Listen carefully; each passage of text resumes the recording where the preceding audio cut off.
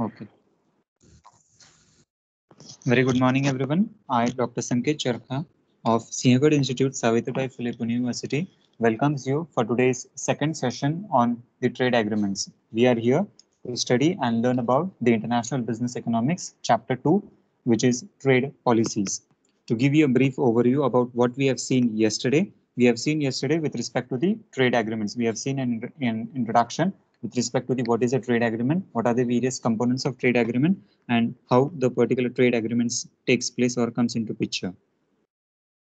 Furthermore, we have seen what are the various different types of trade agreements that are into existence and the types of trade agreements that exist in the world environment or global environment. So, with respect to the trade agreements that are into existence, we have seen with respect to various components and classifications. The classifications of the trade agreements can be on the basis of bilateral trade agreement, multilateral trade agreement, plurilateral trade agreement, and unilateral trade agreement. Each and every aspect or component of the different types of trade agreement has its own perspectives, and we can understand and see that the features, characteristics, composition of the trade agreement of each nature, whether it may be bilateral, whether it may be unilateral, whether it may be plurilateral, or whether it may be a multilateral trade agreement, everything is different and it's having features of its own. So, with respect to the examples of China, Sri Lanka, Canada, USA, and India, we have seen different types of trade agreements that are into existence with certain examples. Now, if you want to exchange certain goods and services, if you want to import the certain goods and services, so what are the various features that are available so that we can exchange and the business can be done, or the import and export trade or the commercial activities can be done very effectively and fluently. Now, with today's lecture, today we'll be starting with and dealing with the various terms and with respect to the instruments of the trade policy. So, with the respects of trade policy, we have seen there are certain types of restrictions, regulations, norms, and rules and regulations which has been provided by the government authorities. So, these particular restrictions and rules we need to follow, a company needs to follow, everyone needs to follow accordingly as per the norms that has been provided. So, coming back to the instruments of trade policy. So what is an instrument or what are the meaning or what is the understanding of the trade policies in simple terms? It is just a collection of rules and regulations which pertains to trade. So in order to conduct the trade, in order to conduct the business, in order to conduct the commercial activities, in order to undertake a transaction at international trade, at international platform, the various certain rules and regulations that one needs to follow, one in the sense the company needs to follow as are those particular components of instruments of trade policy. One now, how does it helps? It helps a nation to understand the international trade, which is how it is been run and how it is to be run smoothly by setting up the clear standards. So the instruments of trade policy, it gives you certain guidelines, it gives you certain SOPs, or it gives a certain step-by-step procedure as to how international trade transactions are needed to be conducted. So in order to conduct your transactions smoothly and in order to see that all the standards have been set and everyone follows that particular standards, the instruments of trade policy plays an important role. Goals which can be understood by potential trading partners. So in order to set a certain goal, now a particular company or an organization may have a certain goal with respect to the either profit maximization or wealth maximization. So with difference of the opinion with the inclusion of various trade policies, every country, every member nation has its own goals. So after setting a particular goal, what a particular company or a particular nation has to do, they have to understand their respective potential trading partners. Now, potential trading partners are those particular concerns, that is, in terms of the theories of Adam Smith, Ricardo, and Heckler Rollin, what we have seen that whatever the company or whatever the organization or a particular country, whether in which organization they have a certain competitive advantage, we must try to deal, we must try to produce, we must try to manufacture only those goods and services wherein the goods and services we having a comparative or a cost advantage over that particular product. So based on this particular availability, based on the availability of resources, based on the availability of factors of production, we start our manufacturing, we start our production, and accordingly the goods are being supplied and the trade activities, the business activities is undertaken. So understanding of potential trade partners. Now potential trade partners in the sense, if I need or if for example India needs an amount of wheat, if India wants to import uranium, if India wants to import cotton, if India wants to import certain chemicals or certain pesticides or certain instruments or certain equipments or a certain part of technology, then who are the potential trading partners? So from where we can purchase or import these goods and services, and in return, for example, if India wants to export certain goods and services, now the export of goods and services can be either in terms of durable or non-durable goods.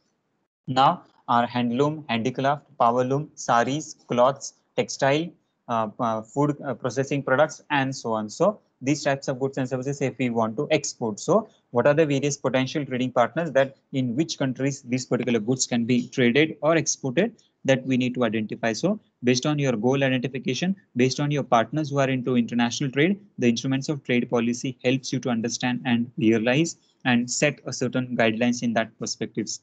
In many regions, groups of nations work together to create mutually beneficial trade policies. Yes, we have seen this particular perspective or aspects in the different perspectives in the term of cartel. Now, whenever we say there is a certain cartel or a certain union, there is a certain position wherein there are many regional groups also. Now, these particular regional groups maybe within the countries, maybe with among or outside the countries also. So within a country or within the countries, we can say, for example, from the Asian continent, from the African continent, from the Sahara continent, from the US perspective, from the Eastern nations, and so on. So whenever we see certain perspective that is from the in terms of US, we have AFTA and SAFTA, that is North American Free Trade Organization and South American Free Trade Organization, that is SAFTA and NAFTA. In terms of European countries, we have a certain concern or the trade union or the group of nations in terms of EU, that is European Union. In terms of Asian countries, we have a certain perspectives called as ASEAN and SAARC. Whereas in the case of multidisciplinary, we have a certain perspectives called as BRICS, that is Brazil, Russia, India, China, and South Africa. So different countries have come together and formed the respective groups of nations. So the groups of nations can also come together and they can create a mutual beneficially trade policy. So we together can come together as a particular perspective, as a group we can form, and we can create or design the trade policies for our own organization or for our own business countries. Next thing, now classification of commercial policy instruments. So what are the various commercial instruments? What are the various policies that one needs to follow, and we can undertake the business activities accordingly. The first perspective is the commercial policy instruments. So these particular commercial policy instruments are further divided in two categories, that is trade contraction and trade expansion. So either you go for contraction of trade or either you go for expansion of trade. So it may be either or situation wherein what you are looking for or what you are aiming for. The trade contraction activities or the classification can be on the basis of two types, that is price or on the basis of quantity. Now, if we go on the basis of price of trade contraction, there are certain perspectives called as tariff, that is taxes, and the export tax. So the tax that is being charged on export of goods and services. And in terms of quantity, it is import quotas, the voluntary export restraint, that is VER. Now, coming back to the second example or the second classification of trade expansion. In terms of trade expansion, we have two types, that is price and again the quantity. Now, in terms of price of trade expansion, again, two perspectives or two classification, that is import subsidy and export subsidy. The classification or the subdivision of quantity trade expansion, it is in terms of voluntary import expansion. So the differentiation you can see in terms of trade contraction, it is voluntary export restraint, whereas in terms of trade expansion quantity, it is voluntary import expansion. Now, coming with the explanation of one-on-one perspectives on a detailed basis. First thing, commercial policy instruments. So first thing that we are going to see is tariffs or custom duties. So there are certain types of duties, there are certain types of taxes that a particular government or a particular nation or a particular country can charge you. Now, these particular types of taxes or these particular types of duties, it may be charged on export of goods and services and also on the import of goods and services. So tariff, or in simple terms, taxes or custom duties are being charged on major three perspectives. That is, it is on the transit duties, it is on the import duties, and it is called as an export duties. Now, what is a transit duty? Transit duty is that particular person or a concern or a perspectives wherein you are charging a certain sum of money, you are charging a certain sum of amount. The government is charging, or to be specific, the government is charging you a certain sum of money for transportation of goods and services, or the goods and services whenever it is in a transit position. That is, it has been transferred from one place to another place. For that particular perspective, the duty or the amount of tax has been charged. Second perspective, the import duties. Import duty is that particular perspective wherein if you are importing certain goods and services, then at that particular point of time, the government is insisting or charging you a certain sum of money in form of tax. Another perspective is in terms of export duty. Now, export duty is that particular concern or a perspective wherein the government is charging you a certain sum of money wherein you are exporting certain goods and services. Now, this may be a positive perspective or it may be a negative perspective.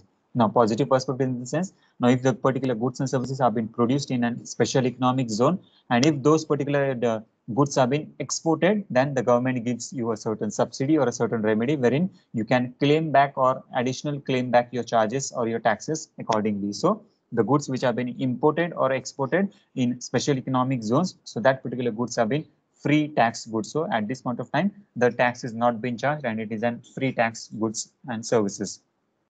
Next thing, bounties on export. So certain goods and services which have been exported, so an additional charge on certain goods and services that needs to be paid is called as a bounty. So bounty is an additional sum that a particular manufacturer or a particular producer or a particular distributor pays on export of goods and services. And lastly, the direct restriction on imports. Direct restriction on imports is that particular perspective wherein it is a part of a commercial policy instrument wherein the government is restricting or making a certain criteria or norms wherein you have been restricted to import certain goods and services. Now, how this particular restriction can be made? It can be made in terms of taxes. Now, I'll give you a certain example. Now, for example, importing of uranium or a certain heavy vehicles or a heavy chemicals perspective. Now, if a particular vehicle or if a particular chemical or if a particular goods or if a particular commodity, it is being charged at an excessive rate of import. Now, another take an example of gold. Now, whenever I say gold, now whenever you are importing the gold or whenever you are bringing in gold from foreign country to your domestic country, for example, the availability of gold in terms of Dubai or Arabian countries. Now, if you come from Dubai to India, the government is importing or charging you a certain tax rate at, for example, 2% on the valuation of that particular gold. Now, if the government want to, now giving the example of direct restriction imports, now if the government wants to control the imports of gold, what the government will do? The government will increase the import duty. Now, what is this import duty? The import duty that was being charged was 2% earlier. Now, in order to directly restrict the import of gold, what the government will do? The government will increase the import duty from 2% to 2.5%, from 2% to 3%, or maximum of 2% to 5%. So in this way, what will happen? If a particular trader, if a particular wholesaler, retailer, or manufacturer or a processor, if he wants to import the goods and services, the quantity, the amount of goods and services will be reduced and will be minimized. So directly or indirectly, the government is restricting the import of goods and services of specific commodity.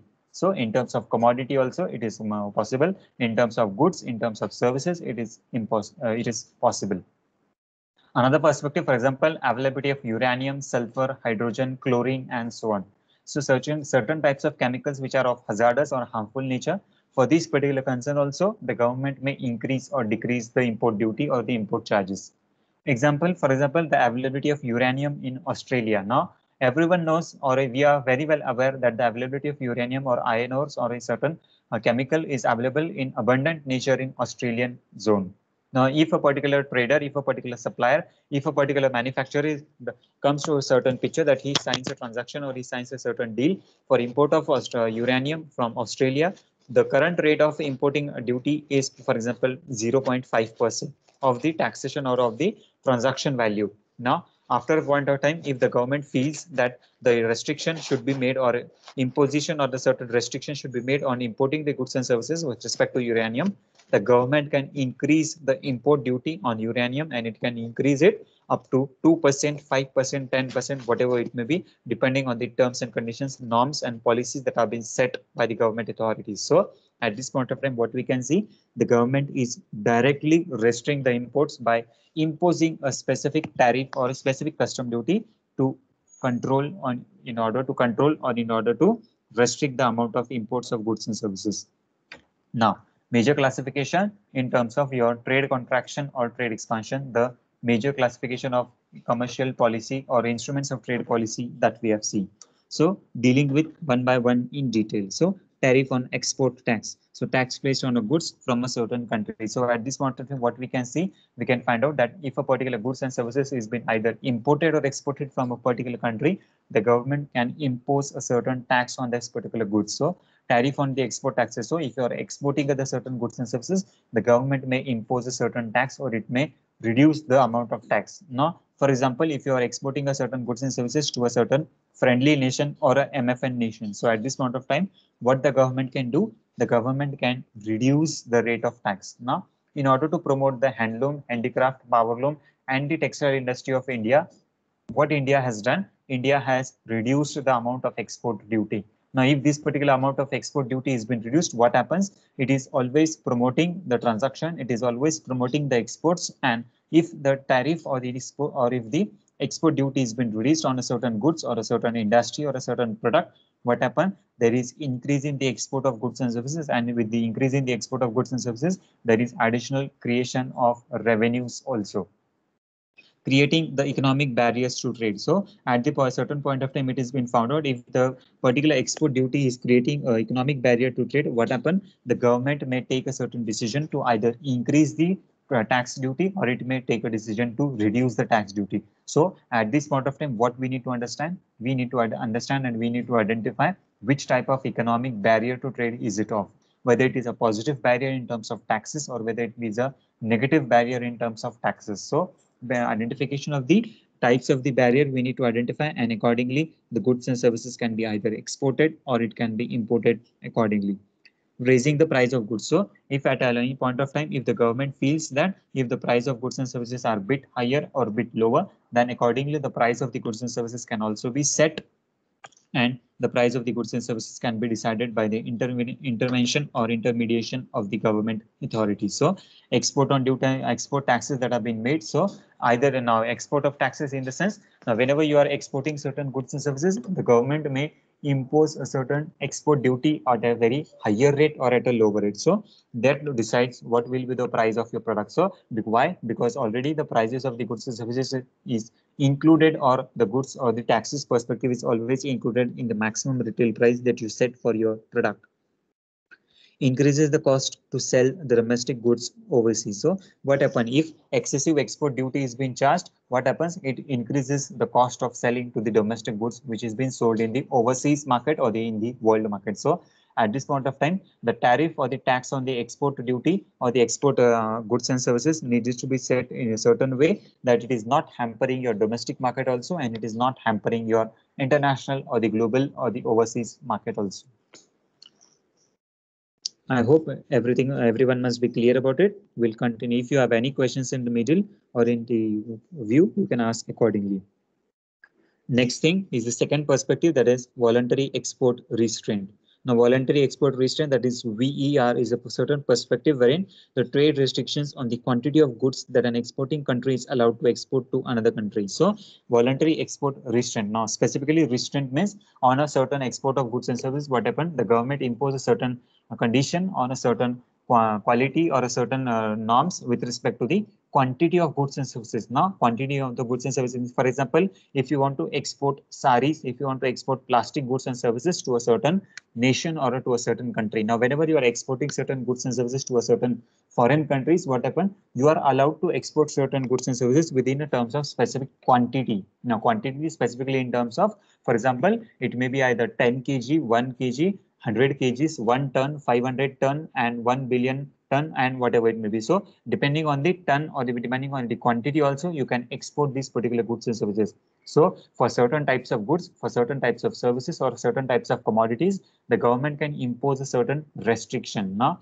this particular restriction is specifically in terms of quantity. Now, quantity, for example, export of mangoes, export of cashew nuts, export of wheat, export of rice, export of jawar, export of paper, export of cereals, pulses, dal, pulses, and so on, or any of the electronic products, electronic goods which have been manufactured in India and we are exporting to our member countries or to the trading countries. Now, at this point of time, the restrictions can be imposed in terms of VER, that is voluntary export restraint, in terms of quantitative perspective. Now, what is this particular quantitative perspectives? In the sense, you are allowed to export a certain limit or a certain quantitative amount of goods and services only. Now, what is this particular quantitative amount? For example, the government may impose now, for example, if you want to export mangoes, now exporting of mangoes can be allowed only with 100 dozen, 200 dozen, 500 dozens, and so on.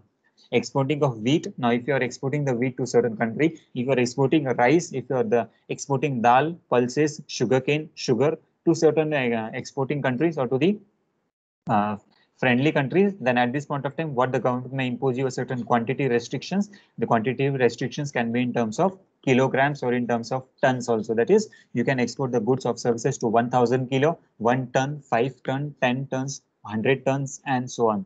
So in this way, the voluntary export restraints in terms of quantity can also be levied by the government, fall under the broad category of non-tariff barriers. So this particular constraint of VER, it falls under the category of non-tariff. So it is not directly related with tariffs for the perspective. That is not, it is not a taxation perspective, but it is a non-taxation perspective.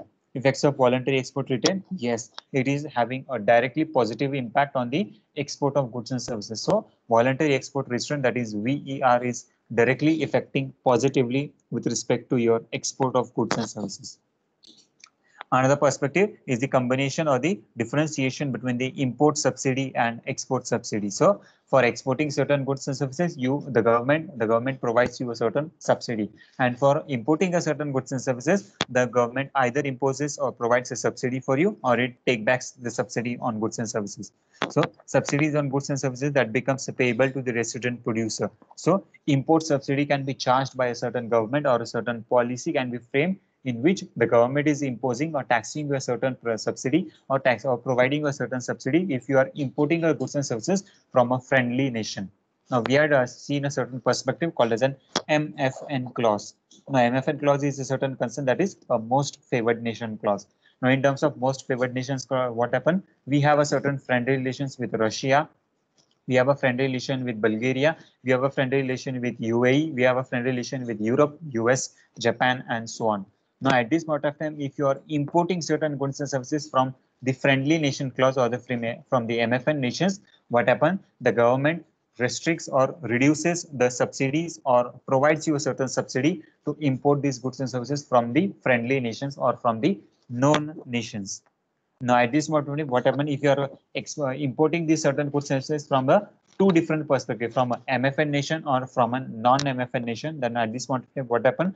The rates of taxes that is being charged, the rate of import duty that is being charged, it differs from country to country. For example, if Russia is in the clause of MFN, whereas China is not in the clause of MFN clause. So what happens at this point of time? If you are importing, say, I'll take an example of importing rice or dal.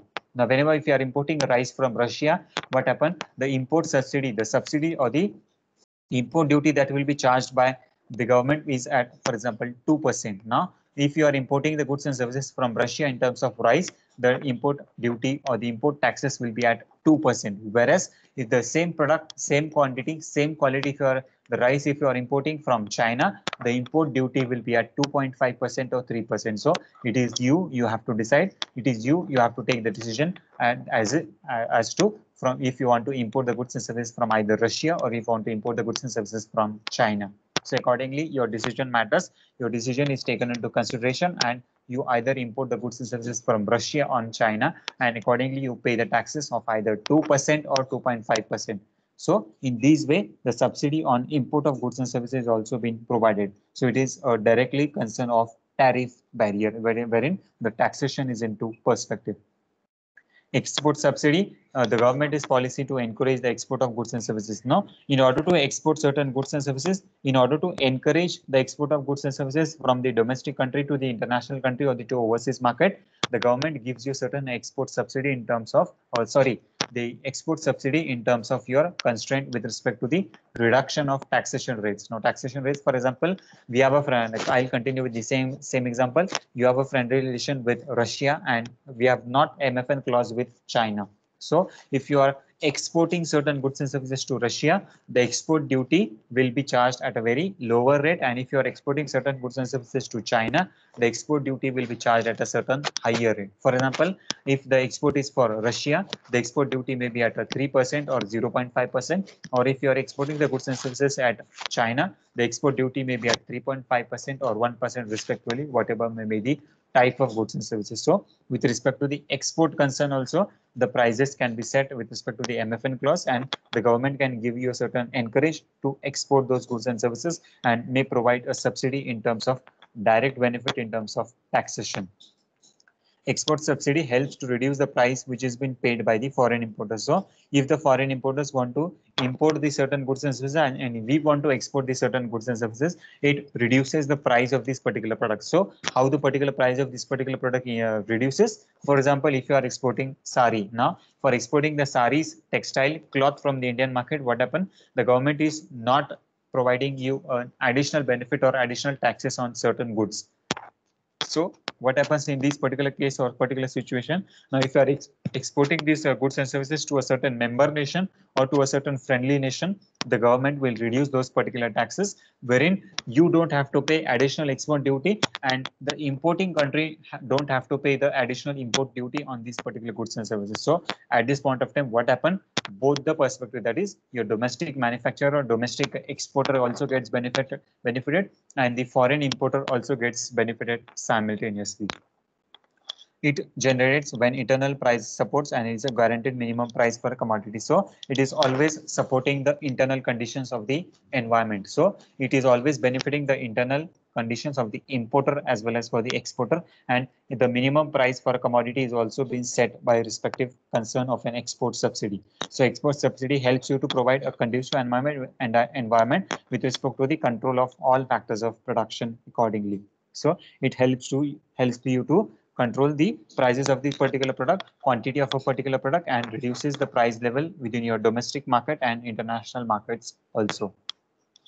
Next perspective is with the voluntary import expansion. Now, voluntary import expansion, that is VIE, is with respect to the increase the quantity of imports of a product for a specific period of time. So if the government wants to take into consideration if they want to import the certain goods and services, and in order to import the certain goods and services, they want to increase the quantitative imports. So at this point of time, what a particular government or a particular country can do, the country can reduce the quantity of taxes or reduce the amount of taxes that is being charged. So a change in country's policies to allow more imports. So at this point of time, what the government is doing, the government is reducing a certain amount of taxes on the quantitative perspectives. The quantitative perspectives, for example, now with the help of example, you can understand it very clearly. Now, if what happens, we import a certain amount of wine from France. Now, whenever we are importing the amount of wine from France, what happened? Earlier, the importing duty was at, for example, 3% on the transaction value. Now, if the government wants to increase the importing quantity, now earlier quantity was, for example, 100 liters. Now, if this particular quantity needs to be increased to 200 liters, what the government will do? The government will reduce the amount of import duty from 3% to 2.5% or 2.8% or 2.4%. So if the importing duty is being decreased, what happens? There will be more import of these particular goods and services, and the product will be demanded in a higher quantity. So at this point of time, voluntary import expansion is in the certain terms wherein the government is reducing the amount of import duty in order to increase the quantitative import of goods and services. Now, the different instruments of trade policy. So different instruments of trade policies, there are major 7 types or 7 characteristics into existence. First thing, the tariffs, next the subsidies, next the import quotas, then comes the voluntary export restraint, then comes the local content requirement, then comes the administrative policy, and lastly the anti-dumping policy. Now we'll see each and every component in detail. First thing, tariff. Specific in simple terms, tariff is a tax or a duty that a government charges on goods and services which is coming in or going out of your country. So specific concern, tariff is just amount of tax. Now, what is this particular tax? The tax that is being charged by either the central government or the state government for either importing the goods and services or exporting the goods and services, wherein you can see that is goods which are coming into country or going out of the country. So for either the import of goods and services or for the export of goods and services, the government is charging you a certain sum of money, and that particular sum of money is called as a tax, and in international economic denomination or terms, it is called as a tariff. Next perspective is a concern of types of tariff. So major classification of different types of tariff is with respect to the specific tariff and ad valorem tariff. So now going with the concern of specific tariff, amount of money that has been charged for per unit of goods that has been sold or per unit of good that has been imported. So tariff with respect to specific tariff is that particular concern wherein if you are importing certain goods and services with a specific per unit, then that particular goods and services will be charged on a per unit basis. Now per unit basis, for example, if you are importing a certain vehicle, if you are importing a certain goods and services, or if you are exporting certain goods and services, so per unit product, per unit quantity, the particular amount of tax that is either for the import or either for the export will be charged. Tariff can lead to the trade wars as exporting countries reciprocate with their own tariff on the importing goods. So now this is a particular comment which has been given by WTO, wherein it specifically mentions that if a particular tariff is of a certain nature, wherein it is on a specific concern of importing or exporting the goods and services and charging the amount of goods and services and with respect to quantitative perspective, that is per unit basis, if you are charging a certain quantitative or a certain taxes, now at this point of time, it directly impacts your exporter and import of goods and services. Why? Because per unit quantity, per unit price, per unit export and import either increases or decreases. So the finding of the import WTO is at this particular perspective is that if the particular goods and services are being charged on a per unit basis, it is going to directly impact your price and quantity and your export and imports concern. Next thing is the person of ad valorem tax. Now, ad valorem tax or a duty is a particular concern that is being charged on your importer and exporter of goods and services according to the valuation. Now, at this particular valuation. Now, for example, if you are importing one refrigerator or if you are exporting one refrigerator, in terms of your specific duty or in terms of a specific tax, what happened? The tax is being charged on your one single product or one single commodity. But in case of ad valorem duty or ad valorem taxes, it is not this particular concern. It is been charged on the entire transaction value. So transaction value, for example, your transaction value is 50 crore, 100 crore, 500 crore, 1000 crore. So the tax will be charged. The import duty or the export duty will be charged on the specific valuation perspective. That is your 50 crore, 100 crore, 1000 crore. So based on the value of the goods and services, based on your transaction value, the government will charge or impose you a certain sum of money or the specific terms, a tax or a tariff. It is levied on the basis of determined value of the item that is being charged. So whatever, in simple terms, what is the value, your transaction value? So based on your transaction value, the amount of tax will be charged accordingly. Value of transaction, it may be either for the real estate or the personal property. So it differs from product to product, goods to goods, and services to services. The most common ad valorem tax are property tax that have been levied on the real estate. So on the real estates, it has been abundant. It is been found out that the ad valorem tax is being charged or obtained at a very higher rate. Now, who are the gainers and sufferers in terms of your taxes? So the gainers in terms of the taxes or the import or the export duties is this first concern is the government. So the government is the major supporter or the major gainer in this particular perspective, and the tariff increases, the government revenue increases simultaneously. So if a particular tariff, either the import duty or the export duty, if it has been increased, it is ultimately directly and proportionately benefiting the government, and the revenue of the government increases simultaneously. Domestic produce and gainers. Now, the domestic produce, that is the domestic manufacturers are gaining because the tariff increase or decrease, it is directly or indirectly impacting their quantity of goods and services. So whether your quantity increases or whether your quantity decreases, the amount of money that is being generated, the amount of revenue that is being generated in terms of your sales value or in terms of your quantity, it is directly benefiting the domestic producers.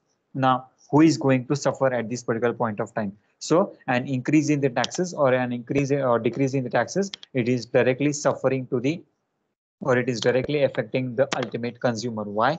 Because ultimately we as a local consumer, we as the end user, we as the end product consumer gets affected out of it. Why? Because the product price, the final product price, the MRP of this particular product gets impacted with increase and decrease in the price of this particular product. So whether the import duty increases, whether the import duty decreases, whether the export duty increases or whether the export duty decreases, the price of the product keeps on fluctuating. We have to pay the price of this particular product accordingly, and the consumer is the ultimately sufferer at this particular point of time.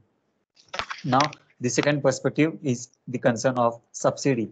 No, subsidy is a payment to a domestic producer or a particular specifically individual for promoting the goods and services or for promoting the manufacturing of goods and services. What is a particular subsidy? Subsidy is a financial assistance that is being provided by a certain government in order to support, in order to provide a financial assistance to increase or decrease the production or supply of goods and services in the domestic market and in the international market. Now, subsidy. Now, for example, in order to increase the production of tomatoes. Now, for example, if the government want to increase the export of tomatoes, what the government will do? The government will provide a subsidy for manufacturing perspective, for domestic production perspectives in terms of terms of providing the conducive environment, and the subsidy will be provided for production or manufacturing of tomatoes. Now, if a particular farmer gets a certain subsidy in terms of manufacturing or production of tomatoes, the production, the quantitative, the qualitative production of tomatoes will be much higher, and the government will export these particular goods and services and earn a certain revenue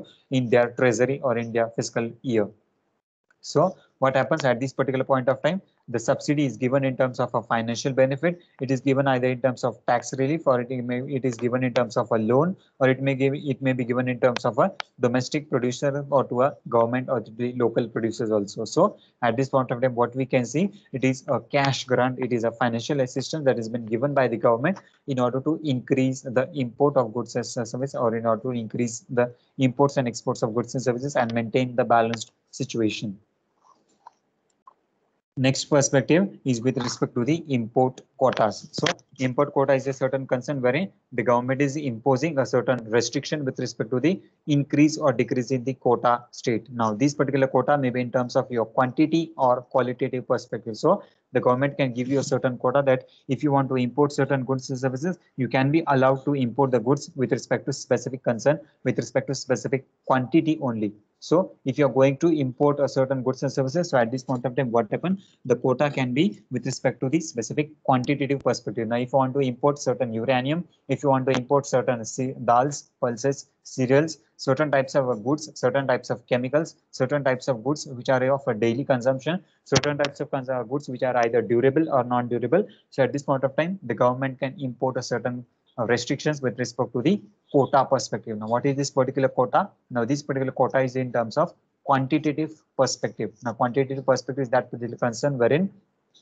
you need to identify, you need to take consideration that now, if for example, if you are importing the plastic material, now when this particular plastic material is being imported, you are allowed to import these goods and services only in terms of quantitative perspective. Now, what is this quantitative perspective? That is 100 kg, 100 ton, 1000 kg, 1000 ton, 1000 kilogram, and so on. So accordingly, based on this particular concern, the quantitative restrictions has been imposed by the government, and it regulates directly the volume. So volume in the sense, you are also imposed a certain restriction with respect to the quantitative goods also. That is, you can import a certain goods with respect to certain quantity. That is, one product, two product, 10 product, 1000 quantity, 10,000 quantities, and so on. So based on the certain volume perspectives also, the government can import a certain restrictions. Next perspective we are going to see with, or we are going to deal is with respect to the advantages and disadvantages. So advantages and disadvantages of import quota, we can see it is directly advantaging. The benefit is the foreign exchange implication. So what is it is benefiting? It is benefiting at a certain perspective that it is creating an internal source, or it is creating an internal income level for the foreign exchange transaction. So if you are importing or if you are exporting the goods and services, and if the import quota has been at a certain level, so at this point of time, what we can see, the foreign exchange reserves either increases or decreases. So if the government is providing a conducive environment for import quotas, then your foreign exchange reserves increases automatically. Flexibility, yes, it is automatically providing the flexibility in terms of trade transactions, and it is providing a conducive environment with respect to the flexible conditions. So if a particular trader wants to be flexible, if he wants to increase or decrease the quantity of goods and services, then the proper flexibility in availability of goods and services can be maintained accordingly.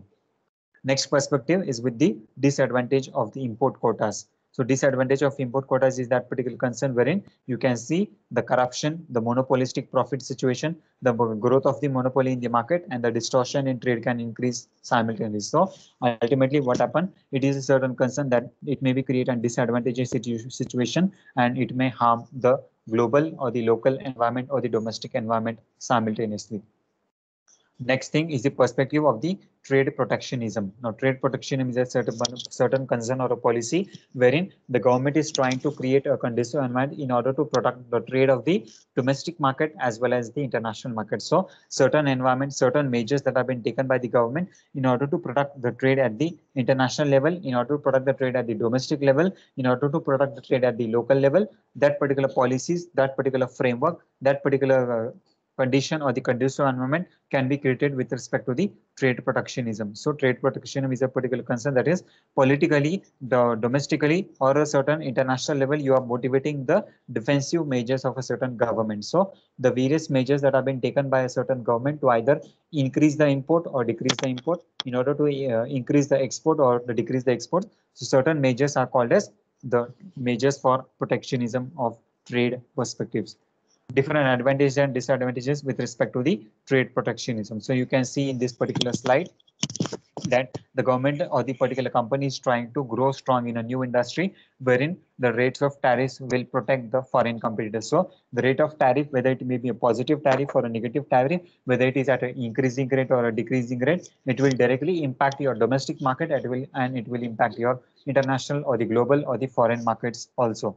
It provides you a certain time to develop your own competitive advantages. Now, how this particular situation can be obtained? Now, for example, trade protectionism. Now, if a particular protectionism is into picture, the government provides you a certain time or a certain feasibility with respect to producing those particular goods and services which are needed or which are being demanded at the global level or at the international level. So, due to this concern, what happens? You start producing only those goods and services which are being demanded into the world market or the global market, and you create or you supply only those goods and services which are at a higher position or a demand level. It creates a temporary job. So it also directly creates the job factors and employment opportunities are also being created into your local market or the domestic market. Disadvantage with respect to the trade protectionism, it may simultaneously control your domestic market or international market, and it may weaken your international terms and conditions. So it may hamper your growth, it may hamper your development, and it may decline in your qualitative perspective. So qualitative perspective, that in that particular concern is wherein if the government is looking for creating an environment for qualitative perspectives, the government if it is looking for a quantitative perspectives in order to increase the quantity of goods and services, simultaneously the quality of goods and services may decline and it may hamper accordingly. Next thing, the major classification with respect to the non-tariff barrier. Non-tariff barrier may comes with respect to the way it is a particular concern in which you can control or you can restrict the trade activities in your country or in your particular region. So, which includes quotas, embargoes, sanctions, and other restrictions. So, the government may impose a certain quotas. The government may impose a certain embargoes. Now, embargoes is that particular concern wherein there is no direct involvement of a certain government and the government is indirectly influencing your trade activities. Now, how this particular indirect involvement may be is into picture in this, it may be in a certain picture, it may be into certain concern wherein the government is directly or indirectly influencing with respect to your taxation, with respect to your quantitative perspective, with respect to your qualitative perspectives, with respect to your availability of raw material, with respect to the availability of conducive environment, with respect to your MFN clause and so on. So providing a certain environment wherein your features may be either positive or negative and it is directly impacting your import and export of goods and services. Next thing, used by the large and the developed countries. So the non-tariff barriers are being used by mostly by the developed countries. Why this particular perspective is into picture? Because they want to protect their domestic market, they want to protect their home market, and in order to provide this particular environment, the government is looking for the certain perspectives of non-tariff barriers. So different types of non-tariff barriers can be of these certain features. So what are the various characteristics? It may be with respect to the quantitative restriction, it may be with respect to the quotas and licensing, it may be with respect to the foreign exchange restrictions. So a certain sum of money, a certain sum of amount can be charged and accordingly your foreign exchange reserves can either increase or decrease. With respect to the technical and administrative regulations, the government can make a certain conducive environment or a certain friendly or non-friendly environment with respect to the technical and administrative regulations also. So certain administrative policies may either be increased or it may be either decreased. consular formalities, so certain requirements of documentation and certain requirements of certificates. So whenever you are entering into international market or global market, there are certain rules and regulations, norms or with respect to the collection of documents or collection of certain certificates. So at this point of time, the non-tariff barrier in terms of availability of those certificates, availability of documents at the port trust, different port authorities, it may change at every point of time, and the government can create a certain barrier. The barriers can be either reduced or it may be created or it may be reduced at every point of time with respect to the documentation or certificates perspective. The state trading corporation, now at this particular point of time, there may be different rules with respect to different states, and there may be different rules with respect to different countries also. So here what happens at the point of time, the state may have a different rule, the center may have a different rule, and at this point of time, the industry may get a certain position as to which rules may either to be followed. The rules may be either followed of the state or either the rules of the central government needs to be followed accordingly. And lastly, the preferential arrangement. So preferential arrangement with respect to the preference or the priority should be given to which perspective, whether the government should or the individual perspective should look for conditional amendment with respect to the preferential arrangement for the promotion of goods of services for the import perspective or for the export perspective. Then the voluntary export restraint, that is VER, which we have already dealt and seen in detail. The voluntary export restraint, the benefits and sufferers of the VER, we have also dealt with and seen in detail. The next thing, with the perspectives of administrative policies, the government can either increase or decrease the administrative policy. The government can also look for bureaucratic rules. It may design a certain administrative policy which may provide a certain friendly environment for export of goods and services or import of goods and services. So administrative policies are those policies which have been set wherein certain guidelines, rules, norms that you have to follow with respect to the import and export of goods and services and with respect to the collection and documentation perspectives. And lastly, now we are looking for the anti-dumping policy. So anti-dumping policy, that particular perspectives wherein it is providing a certain concern. Now at this point of time, what we see there is, if there is a certain concern of a mass production or over excessive production is into picture, what happen? There are certain several countries or nations, they try to dump their products into regional market, local market or international market. So at this point of time, the government has to take into consideration that there is no certain situation wherein the goods are being dumped from one economy to another economy and it is not impacting or harming your global concern. So anti-dumping policy also needs to be taken into proper control and coordination by the state government and the central government respectively. So with this concern, we end for the today's lecture. Thank you so much for your patience listening. Thank you.